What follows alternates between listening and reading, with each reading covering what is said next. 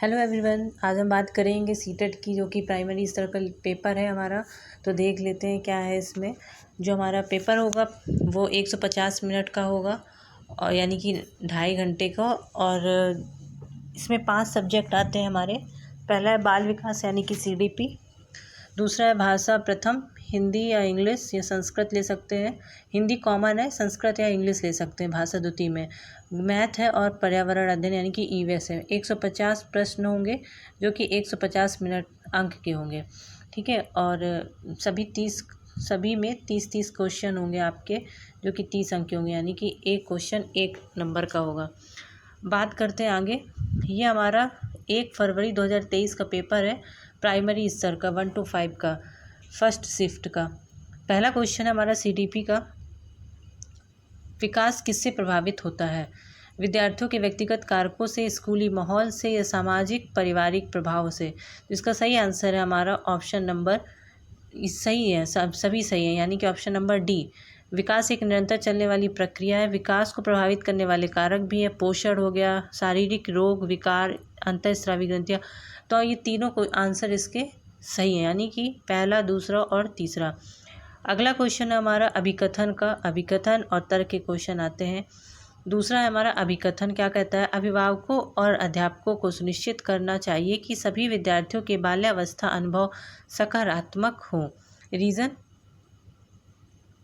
बाल्यावस्था विकास के लिए एक संवेदी चरण है, खासकर संज्ञानात्मक और संवेगात्मक विकास के लिए। सही विकल्प है A और R दोनों सही है। R A की सही व्याख्या करता है, या A सही है, A और R सही है, लेकिन R A की सही व्याख्या नहीं करता है। A सही है, R गलत है, या A और R दोनों गलत है। तो इसका सही आंसर है ऑप्शन नंबर A, यानी कि A और R दोनों सही हैं और R A की सही व्याख्या करता है। ऑप्शन हमारा A सही है। क्वेश्चन नंबर तीसरा है हमारा, बहुत छोटे बच्चों के समाजीकरण के संदर्भ में कौन सा कथन सही है? ऑप्शन है हमारे, विद्यालय समाजीकरण की प्राथमिक संस्था है। ऑप्शन B है, परिवार समाजीकरण की प्राथमिक संस्था है। ऑप्शन C है, सहपाठी समूह समाजीकरण की प्राथमिक संस्था है। या ऑप्शन D, मुद्रक संचार समाजीकरण की प्राथमिक। ये रिपीटेड क्वेश्चन है। ये जो पेपर आया है, इसके सारे ही क्वेश्चन रिपीटेड हुए हैं। ये कोई नया क्वेश्चन नहीं बना इसमें। इस पेपर में 1 फरवरी के सारे क्वेश्चन रिपीटेड है प्रीवियस ईयर के क्वेश्चन पेपर से। आप प्रीवियस ईयर के क्वेश्चन उठा के देखिए, आपको इस क्वेश्चन के एक भी क्वेश्चन नया नहीं बना हुआ है, सारे क्वेश्चन रिपीटेड है। क्वेश्चन नंबर चौथा क्या कहता है? अगर आपने ये वाला previous year question paper solve कर लिया तो आपके बहुत अच्छे अंक आ जाएंगे। चौथा क्वेश्चन है, जीन पियाजे के संज्ञानात्मक विकास के सिद्धांत के अनुसार बच्चे किस चरण पर यह समझने लगते हैं कि वस्तुओं के आँखों से ओझल हो जाने से उनका अस्तित्व खत्म नहीं हो जाता? जीन पियाजे की किस स्टेज के बारे में पूछा गया है? जीन पियाजे की 4 स्टेजेस हैं।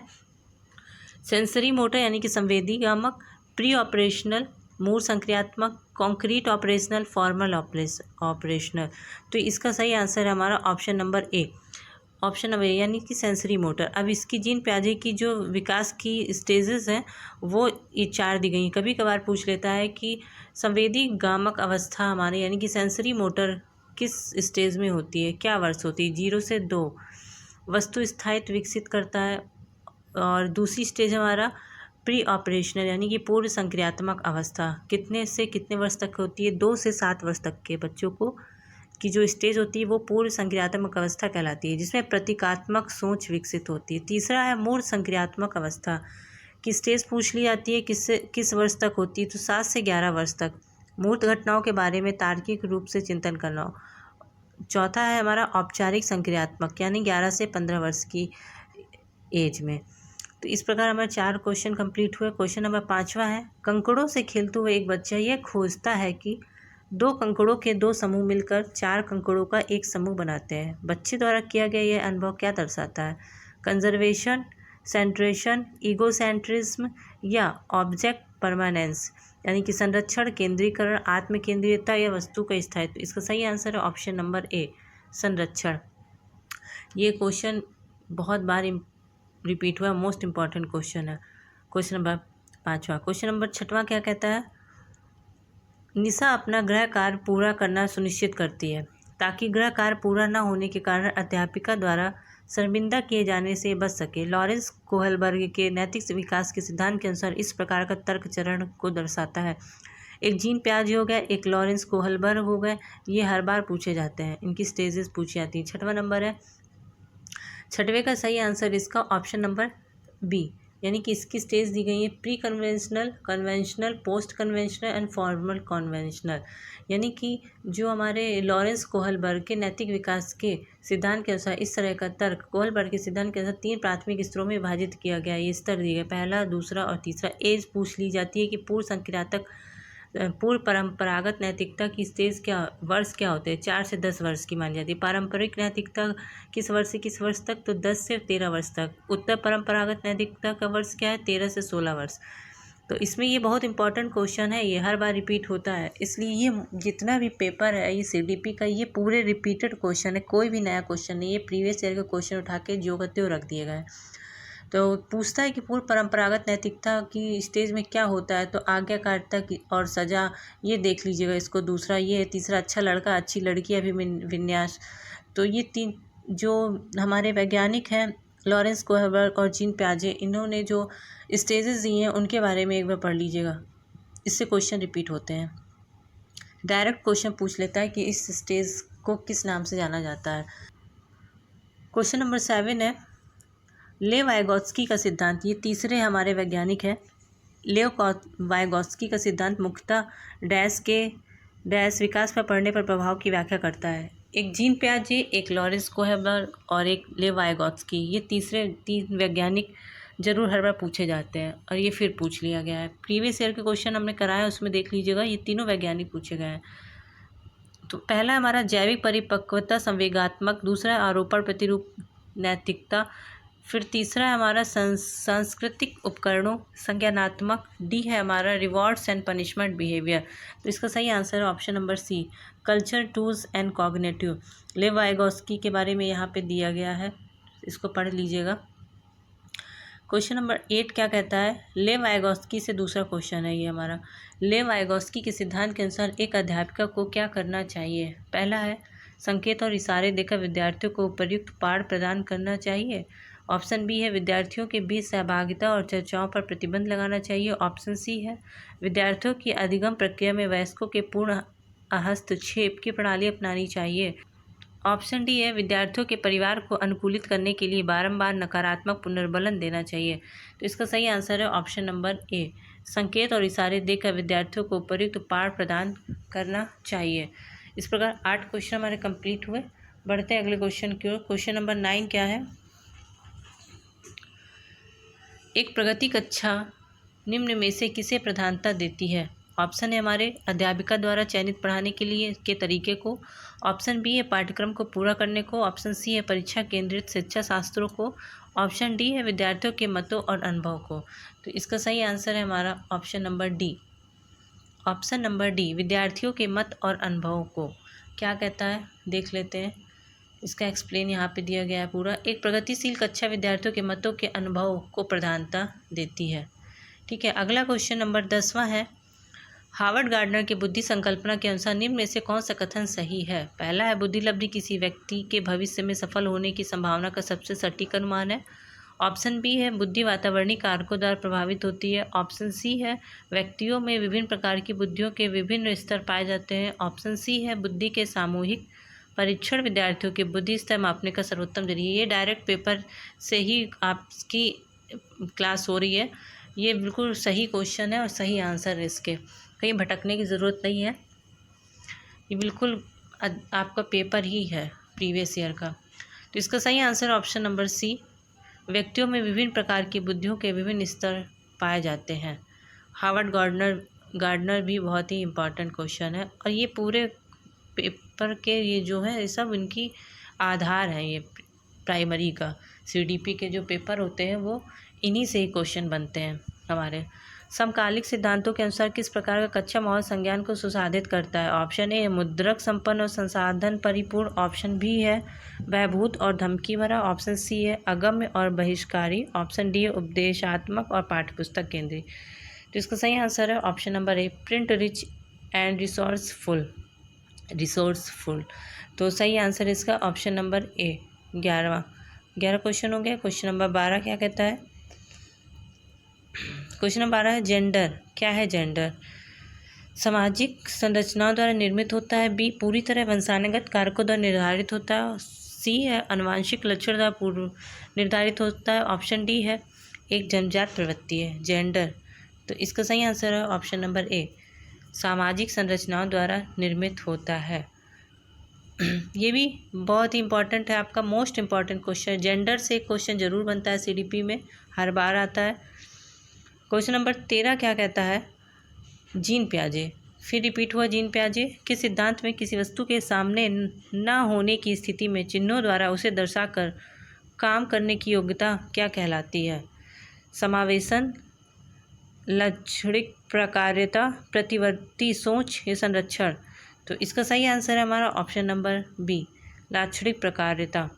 13 क्वेश्चन इस प्रकार जीन पियाजे के बारे में ये स्टेजेस दी गई हैं। कौन से स्टेज को क्या नाम दिया गया है? चारों स्टेज दी गई हैं, इसको देख लीजिए। और अगला क्वेश्चन हमारा नंबर 14 है, रचनात्मक मूल्यांकन निम्न में से किस लिए प्रभावी होता है?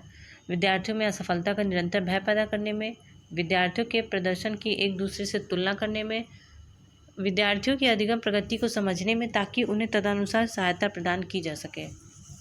ऑप्शन डी है विद्यार्थियों के नामीकरण, वर्गीकरण और विशेष विद्यालयों के लिए निर्दिष्ट करने के लिए। सही आंसर इसका ऑप्शन नंबर सी, विद्यार्थियों की अधिगम प्रगति को समझने में ताकि उन्हें तदनुसार सहायता प्रदान की जा सके। क्वेश्चन नंबर 15 है हमारा, 15 नंबर है हमारा अभिकथन का। ये दूसरा क्वेश्चन है सीडीपी में, एक दूसरा क्वेश्चन था और ये 15वां नंबर का क्वेश्चन। ये अभिकथन और कारण से आया हुआ है। कक्षा में एक अध्यापिका को विद्यार्थियों को अपने विचारों के मौखिकरण, चर्चा और वैचारिक बहस करने के लिए बढ़ावा देना चाहिए। रीज़न क्या है?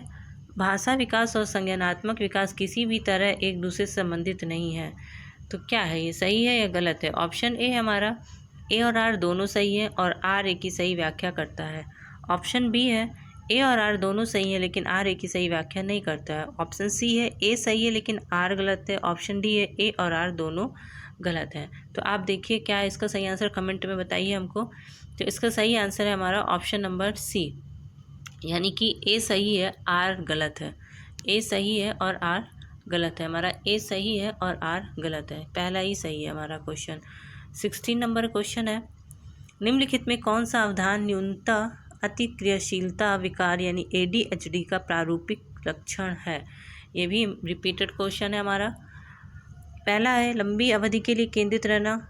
सीटेट बहुत आसान होता है पास करना, लेकिन सीटेट में ही बहुत सारे लोग फेल भी होते हैं। सीटेट अगर आप प्रीवियस ईयर के क्वेश्चन लगा लेते हैं 8 से 10, तो आपको देखेंगे पूरे क्वेश्चन रिपीटेड मिलेंगे और आपका पेपर आसानी से निकल जाएगा। फेल वही होते हैं जो प्रीवियस ईयर के क्वेश्चन पेपर की प्रैक्टिस नहीं करते हैं।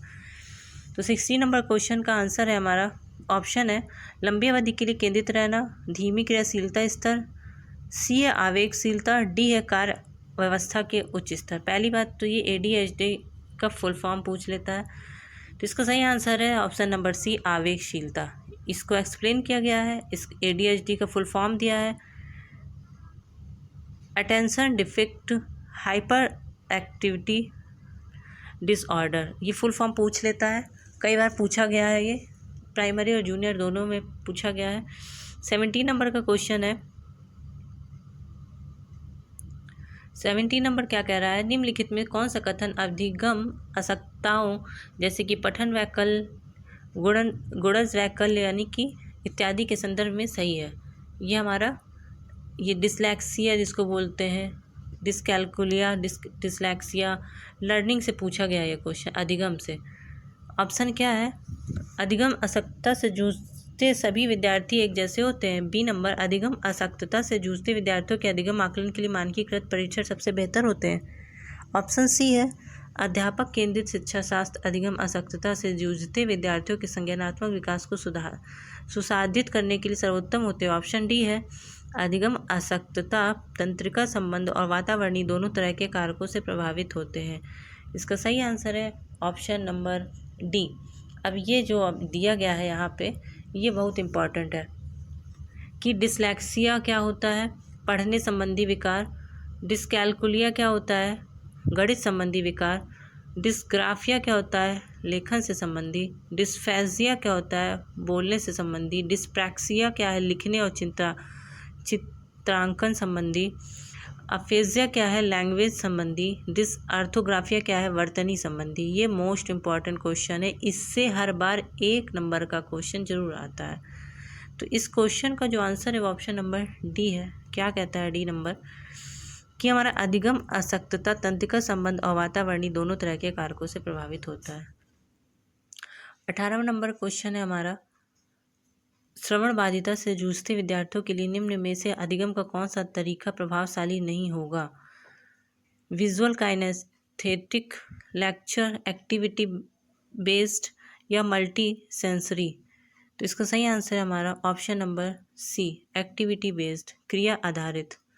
ठीक है, श्रवण बाधित से जूझते विद्यार्थियों के लिए निम्न में से सही नहीं होगा, प्रभावशाली नहीं होगा। 19 नंबर का क्वेश्चन है,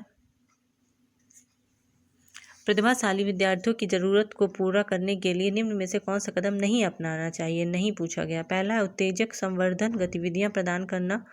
बी है मानकीकृत पाठचर्या को लागू करना। सी है विद्यार्थियों को स्वतंत्र परियोजनाएं करने की अनुमति देना। डी है पाठचर्या त्वरण के लिए लचीलापन रखना। तो 19 नंबर का सही आंसर है ऑप्शन नंबर बी, मानकीकृत पाठचर्या को लागू करना। बी इसका सही आंसर है। बढ़ते अगले क्वेश्चन की ओर। क्वेश्चन नंबर 20 क्या कहता है?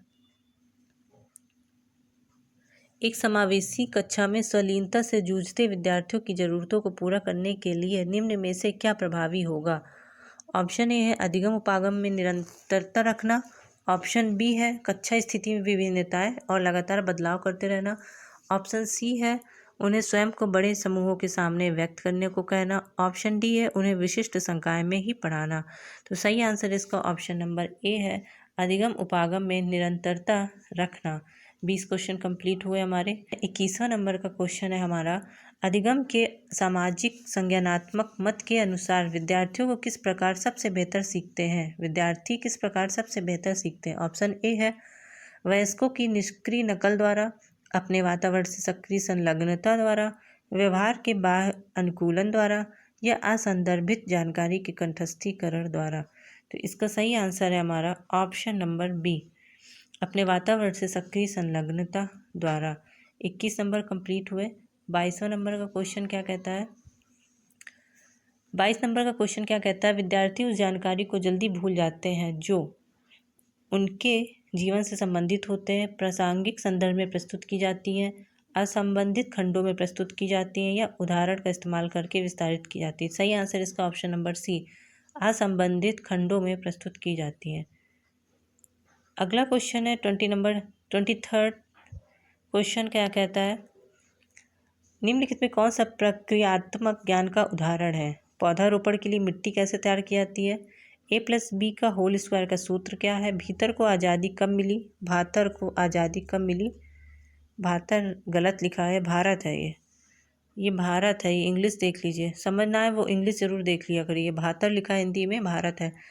अगला लीप वर्ष कब होगा? तो सही आंसर इसका ऑप्शन नंबर ए, पौधारोपण के लिए मिट्टी कैसे तैयार की जाती है।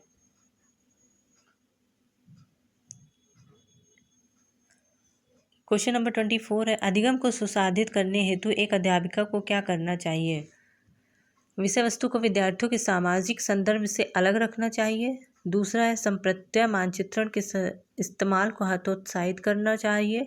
सी है विद्यार्थियों में उच्च स्तरीय प्रतिस्पर्धा को प्रोत्साहित करना चाहिए। डी है विद्यार्थियों को ज्ञान सृजन के अवसर प्रदान करना चाहिए। तो सही है, अधिगम से रिलेटेड क्वेश्चन है ये, फिर नया अधिगम से टॉपिक से क्वेश्चन। इसका सही आंसर है ऑप्शन नंबर डी, विद्यार्थियों को ज्ञान सृजन के अवसर प्रदान करना चाहिए, यानी कि अपॉर्चुनिटी देना चाहिए। 24 क्वेश्चन कंप्लीट हुए। 25 नंबर क्वेश्चन है, आपकी कक्षा में कुछ विद्यार्थी दिए गए सवाल को हल करने में दिक्कत महसूस कर रहते हैं। ए है दी गई समस्या में और अधिक गैर जरूरती जोड़ देंगे। बी है उन्हें सामग्री के परंपरागत इस्तेमाल के लिए बाध्य रहने के निर्देश देंगे। ऑप्शन सी है उन्हें अपने दोस्त की कॉपी से उत्तर नकल करने को कहेंगे। ऑप्शन डी है उन्हें समान तरह की समस्याएं जो उन्होंने पहले हल की थी उस पर चिंतन करने को कहेंगे। सही आंसर इसका ऑप्शन नंबर डी, उन्हें समान तरह की समस्याओं को उन्होंने पहले हल की थी उस पर चिंतन करने को कहेंगे।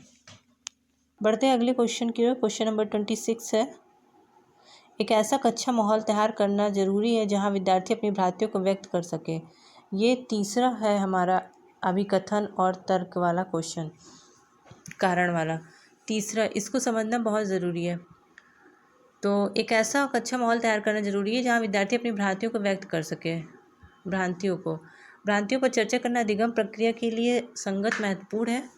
ऑप्शन ए हमारे ए और आर दोनों सही है और आर ए की सही व्याख्या करता है। यह बी नंबर है, ए और आर दोनों सही है लेकिन आर ए की सही व्याख्या नहीं करता। ऑप्शन सी है, ए सही है लेकिन आर गलत है। डी है, ए और आर दोनों गलत है। तो इसका सही आंसर ऑप्शन नंबर ए, यानी कि ए और आर दोनों सही है, ठीक है, और आर ए की सही व्याख्या करता है।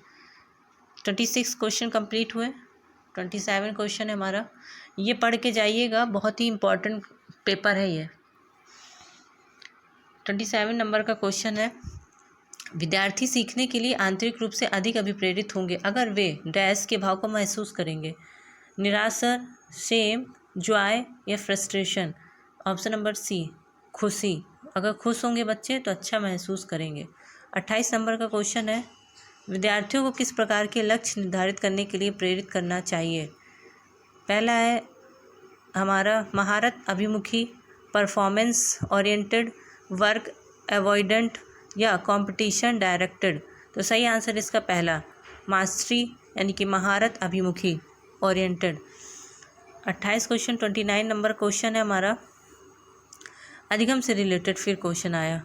लर्निंग, अधिगम को सकारात्मक रूप से प्रभावित क्या करते हैं। Malnutrition, collaboration among students, punishment या कॉग्निशन, अभिसंज्ञान। तो इसको बताना है आपको, ये लर्निंग से रिलेटेड क्वेश्चन है। इसका सही आंसर है ऑप्शन नंबर डी, यानी कि दूसरा और चौथा, दूसरा और 4, विद्यार्थियों में सहभागिता एंड अभिसंज्ञान। 29 क्वेश्चन कंप्लीट हुए। 30 नंबर का क्वेश्चन है हमारा, क्या है अभिसंज्ञान, इसके बारे में यहाँ बताया गया है, देख लीजिएगा, पूछ लेता है कभी कभी। 30 नंबर का क्वेश्चन है, विद्यार्थी ज्ञान सृजन प्रक्रिया में डैश की भूमिका निभाते हैं। पहला एक्टिव, पैसिव, डोसाइल या इनसिग्निफिकेंट, यानी कि नगण्य। तो सही आंसर इसका ऑप्शन नंबर ए, एक्टिव। इस प्रकार हमारे सीडीपी के 30 क्वेश्चन रिपीट हुए। ये ऐसा पेपर है जो प्रीवियस ईयर को देखते हुए बनाया गया था और प्रीवियस ईयर के हर क्वेश्चन रिपीट हुए हैं। इसमें कोई नया क्वेश्चन नहीं है। जब आप 6-7 पेपर प्रीवियस ईयर के लगाएंगे तो आपको आइडिया लग जाएगा कि पेपर किस तरह का आता है। और ये जो पेपर है ये पूरा प्रीवियस ईयर का रिपीटेड क्वेश्चन है। कई सारे 6-7 आप जब चेक करेंगे तो बीच बीच में आपको मिलते जाएंगे कि ये हाँ ये आया। 30 क्वेश्चन इस प्रकार सीडीपी के कंप्लीट हुए। तो आप इसकी प्रैक्टिस करिएगा। जो क्वेश्चन समझ में ना आए उसको उनका एक्सप्लेनेशन देख लीजिएगा। Thank you so much.